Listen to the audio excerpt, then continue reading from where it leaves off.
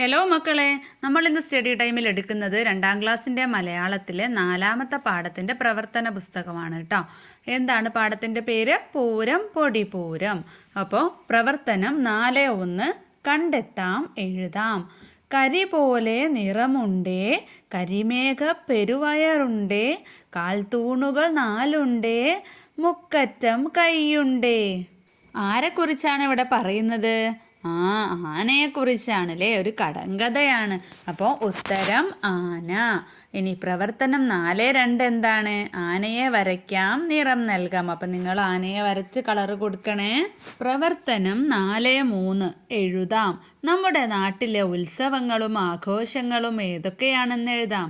എൻ്റെ നാട്ടിലെ ഉത്സവങ്ങളും ആഘോഷങ്ങളും: ഓണം, ക്രിസ്മസ്, റംസാൻ, പൊങ്കൽ, മേടത്തിരുവാതിര, ഈസ്റ്റർ, ശിവരാത്രി, പള്ളിപ്പെരുന്നാൾ, വിഷു, അഷ്ടമി ഉത്സവം തുടങ്ങി ഒരുപാടുണ്ട് അല്ലേ? അതിൽ തന്നെ അടുത്ത ചോദ്യം എന്താണ്? എൻ്റെ ഇഷ്ട ഉത്സവം. ഇഷ്ടമുള്ള ഒരു ഉത്സവത്തെയോ ആഘോഷത്തെയോ കുറിച്ച് ഒരു ലഘു വിവരണം തയ്യാറാക്കാം. അപ്പോൾ ബക്രീദ് ബലിപെരുന്നാളിൻ്റെതാണ് ഞാൻ എഴുതുന്നത്. ബക്രീദ് ഇസ്ലാം ആഘോഷങ്ങളിൽ പ്രധാനമാണ്. ത്യാഗത്തിൻ്റെയും സഹനത്തിൻ്റെയും മഹത്വം വിളിച്ചോതുന്ന ആഘോഷമാണ് ബക്രീദ് അല്ലെങ്കിൽ ബലിപെരുന്നാൾ. പെരുന്നാൾ ദിവസം ബലി കഴിച്ച ആടിനെ 3ആയി ഭാഗിച്ച് ഒരു ഭാഗം ബലി നൽകിയവർക്കും 2ാമത്തെ ഭാഗം ബന്ധുമിത്രാദികൾക്കും 3ാമത്തെ ഭാഗം പാവപ്പെട്ടവർക്കും നൽകുന്നു. ബക്രീദ് ദിനത്തിൽ വിശ്വാസികൾ പ്രാർത്ഥനയും വിവിധ ആഘോഷങ്ങളും നടത്തുന്നു. കുളിച്ച് പുതുവസ്ത്രങ്ങൾ അണിഞ്ഞ് അവർ പരസ്പരം വീടുകളിൽ സന്ദർശനം നടത്തുന്നു. ഇനി നമുക്ക് ഓണത്തെക്കുറിച്ച് നോക്കാം. ഓണം കേരളത്തിൻ്റെ ദേശീയ ആഘോഷമാണ്. ചിങ്ങമാസത്തിലെ തിരുവോണ നാളിലാണ് ഓണം ആഘോഷിക്കുന്നത്. വിളവെടുപ്പുത്സവം, കൊയ്ത്തുത്സവം എന്നും ഓണം അറിയപ്പെടുന്നു. കുടുംബാംഗങ്ങൾ ഓണക്കാലത്ത് വീട്ടിൽ ഒത്തുചേരുന്നു.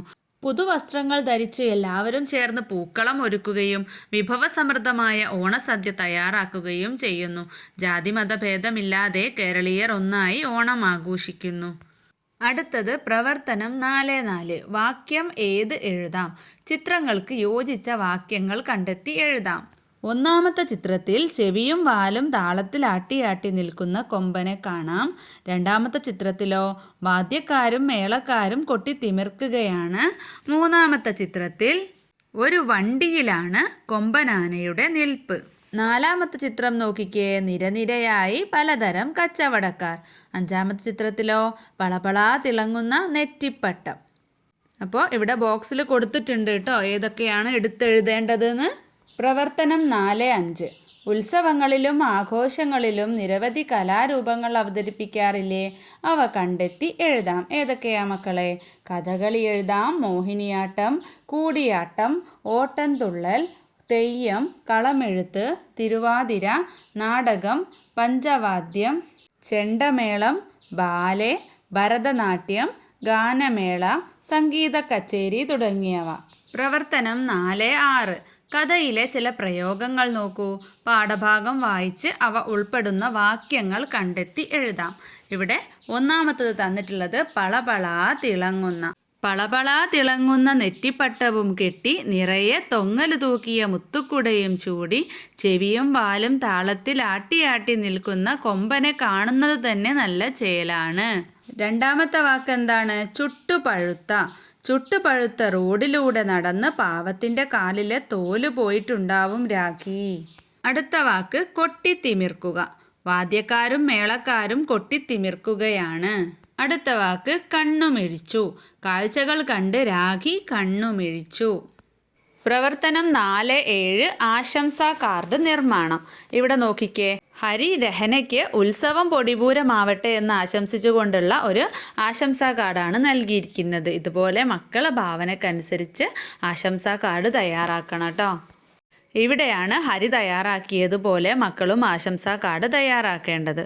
പ്രവർത്തനം 4.8 ചോദ്യങ്ങൾ നിർമ്മിക്കാം. പൂരം പൊടിപൂരം എന്ന പാഠഭാഗം വായിച്ച് ചോദ്യങ്ങൾ നിർമ്മിക്കാം. മാതൃക: ഉത്സവപ്പറമ്പിൽ അരങ്ങേറിയ കലാരൂപം ഏതാണ്? ഇനി നമുക്ക് ഏതൊക്കെ ചോദ്യങ്ങൾ എഴുതാം? ഉത്സവപ്പറമ്പിലെ മൈക്കിലൂടെ അറിയിപ്പ് കൊടുത്തത് എന്തായിരുന്നു? ചോദ്യം 2 രാത്രിയിൽ ഉത്സവം കാണാൻ പോയത് ആരൊക്കെയാണ്? ചോദ്യം 3 ബലൂൺ കച്ചവടക്കാരൻ്റെ അടുത്തെത്തിയ കുട്ടികൾ കണ്ട കാഴ്ചകൾ എന്തെല്ലാം? ചോദ്യം 4. ആനയുടെ കുറുമ്പ് നിയന്ത്രിക്കാൻ എന്താണ് ചെയ്തിരുന്നത്?